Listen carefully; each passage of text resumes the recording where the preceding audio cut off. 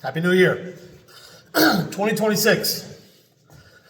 I think it's going to be a great year. I started out this year with about 600 subscribers. As of New Year's Eve, I had 2,003. Thank you so much for the new subscribers, the people that have already been here. I've actually got some really cool messages lately from my subscribers. And I know 2,003 subscribers is not a big platform, but I'm very appreciative of everyone, and it's a big thing to me.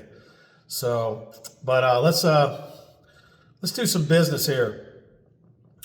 When I first started my channel in 2010, it was just to record dumb stuff and be silly and promote my comedy that I had just started doing. And now I started a couple years ago trying to build this channel, and I only posted stuff that I thought was funny and stuff about comedy and music, because I'm a big guitar nerd. I mean, I did that for a living for over 30 years. But when Andrew came along, it was a really tough place in my life. I was just coming off some meds because of a bad car accident I had. It was very tough, and Andrew's videos made a big difference, and take that any way you want it. They really did make a difference. And when I started posting about it, I didn't start posting about to drum up subscribers. I posted about it because it bothered me. It was something that really meant something to me. And I've had no contact with Evelyn or any of Andrew's family or anybody like that. The only person I had contact with was a fake Ragnar's stepdad troll dildo lunch. He was just some weirdo. Anyway, so the family has nothing to do with my page and my updates and stuff like that.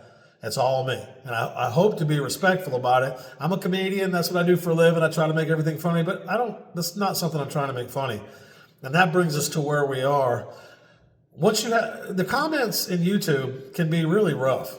Some of them are really hurtful. Some of them are rude, racist, whatever. You get a lot of bad comments. Most of mine I have great people and great comics, but sometimes you get some you just have to ignore, and I read every single comment I get. And if I get one or two comments about something, it's not a big deal. Once I get 2, 3, 4, 10, a dozen comments, sometimes you have to address it, and that's what I'm doing right here. I've had some comments where people are saying that Andrew was killed because of something he found, or he was murdered to silence him. Normally, I wouldn't even bring this up because I don't want to cause any, I don't want to have any arguments on Facebook. I don't want to, he said, she said, but that is stupid. Okay? I mean, I know most of the people that are saying this, they probably really believe it. Andrew was not murdered by somebody because of something he found. If you just think of that conspiracy stuff, it don't make any sense.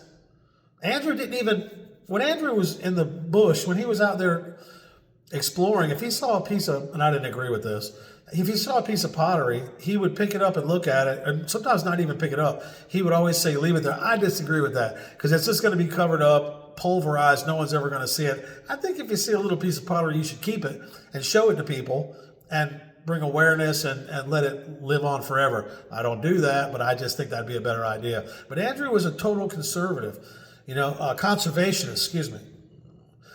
All he cared about was leaving the environment the way he found it and enlightening people like he did me, people who needed it. And to come along and say that you think that he was killed by some government entity for something he found, I don't know if their family looks at my page or my comments. I'm not saying it because of that.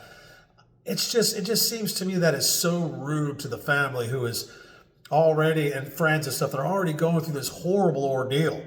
I was in the court room with my reporter, Dandelioness 78. She's my go-to connection right there in Grand Junction.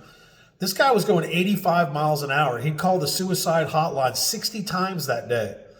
I'm not giving him a pass by any means, but I don't think the government would hire a guy like that.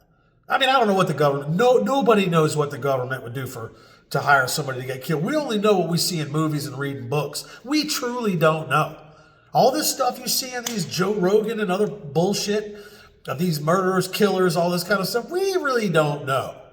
So to say that Andrew was killed for something he found or something he came across is just so far from what reality would be, and it seems so close to being disrespectful. And I know I'm supposed to be Mr. Funny Guy and everything, but that I'm not trying to be disrespectful in any of the videos I've done about Andrew. Or anybody really. I don't want to disrespect anybody, but this whole thing, I've got like a dozen comments now of people saying that, oh, he was killed for this. You just don't seem to realize how hurtful what you're saying is. You can think whatever you want to think. You can put whatever you want in the comments on YouTube. Comments on YouTube are a cesspool sometimes. Not always. I got some great friends I've made out of my comments, and I welcome any comment. If you want to call me a shit bucket and a forehead machine and whatever, that's fine. I like the interaction.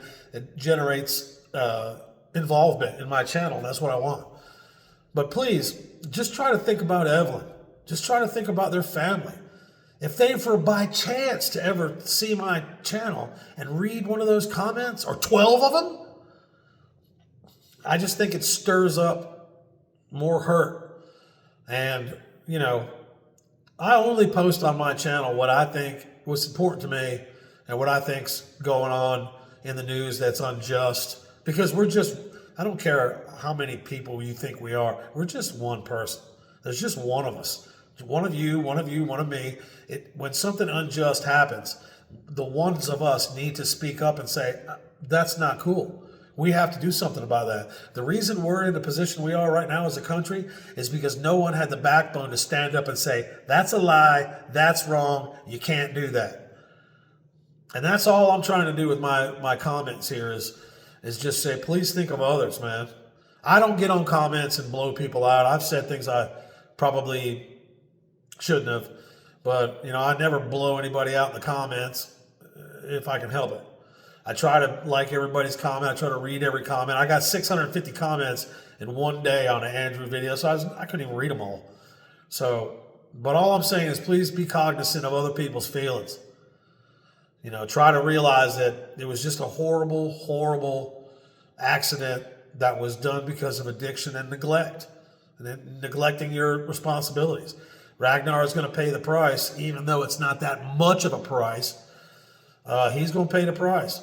And hopefully, I know his family forgives him, and I don't forgive him.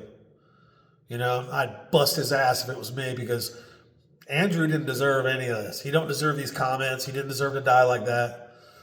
And I don't think Evelyn and her family deserve to have to deal with this, because they're going to have to talk about this prick for the rest of their life. Ragnar Crystal is going to be, for the rest of their lives, they're going to remember that name because of what happened. In the courtroom, it said that he hit Andrew doing 85 miles an hour square in the back like it was timed, like it was perfect. That's not somebody hiring somebody to, it's just not. Just try to think about Andrew's friends. Thank you for being here for me and being in the thank you for leaving comments, but just try to remember, these people still have feelings, and it's never going away. This hurt for losing that dude is never going away.